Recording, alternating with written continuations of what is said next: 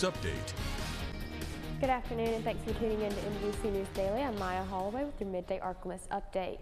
In a news update, a second suspect in the Swartz Smoker Express shooting has been arrested. According to the arrest reports, a gray Audi was parked at the gas station pumps when a Grand Marquis pulled up and parked parallel to the Audi. 19-year-old Jaden Juneau then allegedly got into the backseat of the Grand Marquis.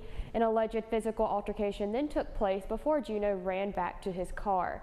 Gunfire was then exchanged between the two vehicles. Juneau was arrested and charged with aggravated criminal damage to property, aggravated assault with a firearm, and illegal use of a weapon or dangerous instruments.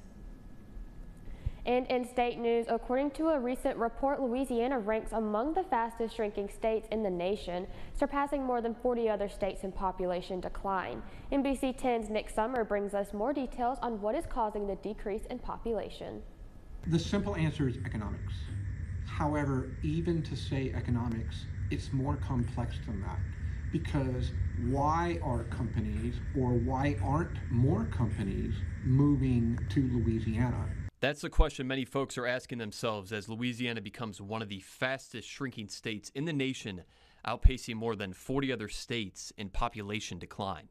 Infrastructure. Do we have the infrastructure? And that is defined as roads, bridges, transportation systems, and broadband to support these companies. Two, it's educational development. You cannot have workforce development without an educational investment. Several factors contribute to the trend of people leaving Louisiana at a higher rate than many other states.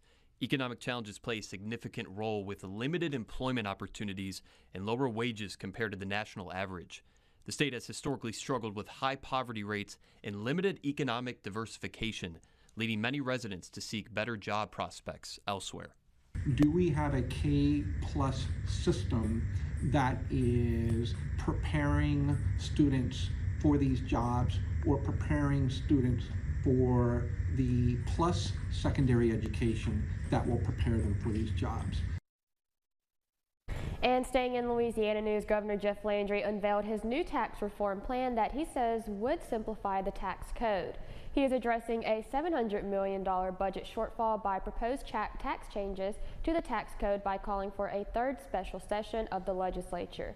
Landry says that because of the Constitution, the legislature typically has only two places to cut when there is a budget shortfall: higher education and health care. The governor says one of the ultimate goals is to make Louisiana an attractive place for companies to do business in. The initial report from the Tax Foundation that I mentioned earlier shows that we move from the bottom 10 to the top 10 in tax relief and business climate. Now that is winning. Eventually, Landry wants to do away with the income altogether tax by 2030 or 2033. And now, exclusive Storm Tracker Doppler weather with meteorologist Chase Ward.